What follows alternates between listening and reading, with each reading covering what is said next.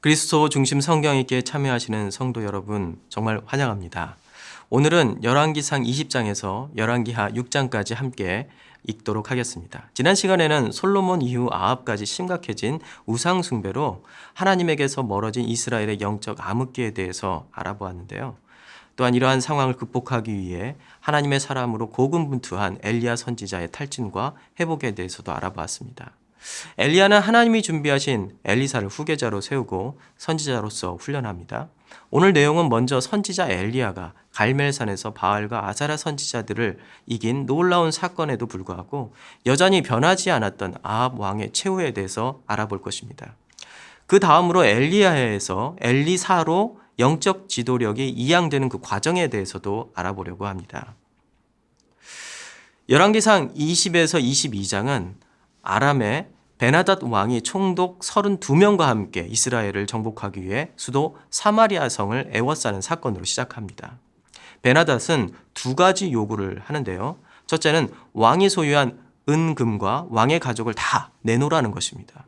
둘째는요, 신하들의 집을 수색하여서 손에 잡히는 대로 다 가지고 갈 수 있게 해달라는 것이었습니다. 아합 왕은 장로들을 전국에서 소집해서 지혜를 구하였죠. 그 결과 아합 왕은 자신의 소유는 모두 줄 수 있지만 신하들의 소유는 건드리지 말라고 이렇게 요청합니다. 하지만 베나닷은 이것을 수용하지 않았고 곧바로 전투에 돌입하게 되는데요. 그런데 한 선지자가 아합 왕에게 와서 여호와 하나님이 아람을 이스라엘의 손에 넘기셨다라고 예언합니다. 이후에 아합은 아람의 군대에 대항하여 승리하죠. 선지자는 다시 나타나서 아람 왕 베나닷이 재차 쳐들어올 것이라고 미리 준비하라고 경고합니다. 아람 왕 베나닷은 다시 쳐들어왔지만 또 다시 패배하게 됩니다. 이 사건은 아합과 이스라엘이 회개하였기 때문에 이긴 전쟁이 결코 아니었습니다. 이 전쟁은요, 순전히 하나님과 아람 왕 베나닷의 전쟁이었습니다. 그 이유는 베나닷과 아람의 신하들은 여호와 하나님을 산의 신이라고 규정하고 자신들이 평지나 골짜기에서 싸우면 이길 수 있다라고 착각하고 있었습니다. 하나님은 우상이나 이방신들과 동일한 취급을 받는 것을 결코 원하시지 않습니다. 그분은 유일한 창조자 하나님이시기 때문이죠. 이러한 이유로 하나님은 이 전쟁을 통해 자신이 창조주라는 사실을 스스로 보이시길 원하셨습니다. 그러나 아합은 자신의 능력을 하나님이 인정하셨기 때문에 두 번이나 승리했다라고 착각합니다. 그리고 하나님을 우롱한 베나닷을 살려주고 자신의 이익을 챙기죠. 그러자 하나님은 선지자를 통해 이렇게 말씀하셨습니다.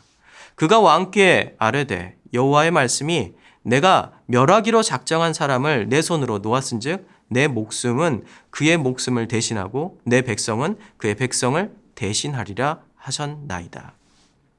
아합 왕의 죄는 나봇의 포도원을 갈취하는 사건에서도 나타납니다. 아합과 이세벨은 나봇이 조상 대대로 지켜온 땅을 팔지 않자 나봇을 사람들 앞에 세우고 거짓 증인 2명을 앞잡이로 세워서 나봇이 왕과 하나님을 저주하였다는 누명을 씌워서요, 그곳에서 바로 공개 처형을 합니다. 그런 후에 나봇의 포도원을 차지하게 되죠. 이에 하나님은 선지자 엘리야를 통해 이들의 죽음을 예언합니다. 또한 아합은 시드기야와 400명의 어용 선지자를 두어서 자신이 원하는 거짓 예언을 하도록 만들었습니다. 이들 거짓 예언자들은 미가야와 같은 참 선지자들을 탄압하였죠. 아합의 주변에는 하나님의 말씀을 온전히 전해줄 사람이 없었던 것입니다. 결국 아합은 참 선지자 미가야의 예언대로 아람과의 전투에서 무명의 적군이 무심코 당긴 화살에 맞아 허무하게 죽게 됩니다. 이어서 아합의 아들 아하시아가 왕이 되어 2년 동안 통치하게 되는데요. 아하시아 또한 아버지 아합과 다르지 않았습니다. 병이 들자 아하시아는 자신의 병을 에그론의 신 바할세불에게 물어봅니다. 그러자 엘리야는 이방신에게 가는 사신을 막 가로막고 이렇게 말하죠. 너희는 너희를 보낸 왕에게로 돌아가서 그에게 고하기를 여호와의 말씀이 이스라엘에 하나님이 없어서 내가 에그론의 신 바알세부에게 물으려고 보내느냐. 그러므로 네가 올라간 침상에서 내려오지 못할지라. 네가 반드시 죽으리라 하셨다 하라. 아하시아는 예언대로 죽게 됩니다. 이어서 아합의 아들이자 아하시아의 형제인 여호람이 이스라엘 왕이 되어서 12년을 다스리게 되는데요. 그는 자기 아버지 아합과 어머니 이세레벨 정도는 아니었지만 성경은 여로보암의 길을 따라서 하나님 보시기에 악을 행한 왕이라고 평가합니다. 이렇듯 아합 이후에도 이스라엘은 영적으로 어두운 시간이 계속되었습니다. 하지만 왕들이 하나님을 떠난 어두운 시기에도 하나님은 가난한 선지자들을 통해서 이스라엘의 영적인 빛을 계속 비추고 계셨습니다. 혼자서 외로운 영적 싸움을 해왔던 엘리야는 하나님이 예비하신 엘리사를 만났습니다. 그리고 곳곳에 선지자 공동체들이 있다는 사실을 알게 되죠. 엘리야는 하나님께서 이제 이들을 통해 이스라엘의 새로운 영적 역사를 쓰실 것이라는 확신을 갖게 되었습니다. 이는 하나님께서 엘리야를 데려가실 날이 가까웠다는 것을 의미하는 것이기도 하였습니다. 엘리야는 엘리사와 함께 마지막 여행을 떠납니다. 엘리야는 베델과 여리고의 선지자 공동체를 방문하고 격려한 후에 요단강을 엘리사와 함께 건너는 중에 하늘로 올라가게 됩니다. 그렇게 엘리야는 선지자로서의 소명을 다하죠. 엘리사는 엘리야의 겉옷을 입고 엘리야가 성령으로 받은 그 능력을 이어받습니다. 엘리사는 엘리야가 간 길을 역으로 방문한 후에 엘리야가 바알 선지자와 대결하여 이긴 갈멜산에 정착하게 됩니다. 이후 엘리사의 사역은 주로 선지자와 그 가족에게 집중하고 있다는 사실을 우리가 알 수 있는데요. 죽은 가난한 선지자의 가족을 위해서 기름을 만든 기적이 있었고요. 선지자들이 먹을 것이 없어 들에서 캔 독초를 넣고 끓인 국에 그 독을 제거한 사건이 있었습니다. 또한 선지자들이 나무를 하기 위해 빌려온 쇠도끼가 물에 빠졌는데요.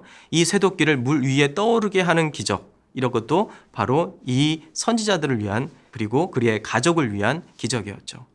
엘리사는 선지자 공동체를 세우는 일에 최선을 다했습니다. 또한 엘리사는 수넴 여인의 환대와 섬김을 받았는데요. 수넴 여인은 엘리사를 위해서 침대와 책상과 의자, 촛대를 준비하였습니다. 이것은 엘리사가 여행 중에도 하나님의 말씀을 읽고 연구하는 일에 열심을 내었다는 것을 의미합니다. 엘리사와 선지자 공동체는 당시 영적으로 죽어가는 이스라엘에게 신선한 영적 산소를 공급하는 인공호흡기와 같은 역할을 담당하고 있었던 것이죠.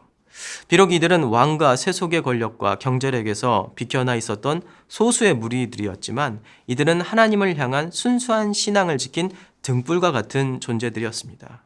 이스라엘의 왕들은 계속해서 하나님에게서 멀어져 갑니다. 그러나 하나님의 제자 공동체인 선지자들의 공동체는 여전히 그 빛을 잃지 않고 밝게 빛나고 있었던 것이죠. 예수님의 삶을 보면 예수님도 세상의 왕이 될 기회가 여러 번 있었다는 것을 우리가 알 수 있습니다. 그러나 예수님은 이것을 거부하셨습니다. 그리고 엘리사처럼 소수의 제자 공동체에 집중하셨죠. 이 제자 공동체는 후에 교회가 됩니다. 이 사실은 하나님의 나라는 세상의 나라처럼 권력과 경제력으로 세워지지 않는다는 것을 의미합니다. 하나님의 나라는 자신의 힘을 의지하지 않고 오직 하나님만을 의지하고 그분의 은혜에 따라 살고자 하는 제자들을 통해 세워지는 것입니다. 이것이 교회가 지향해야 할 순수함이라고 저는 생각합니다.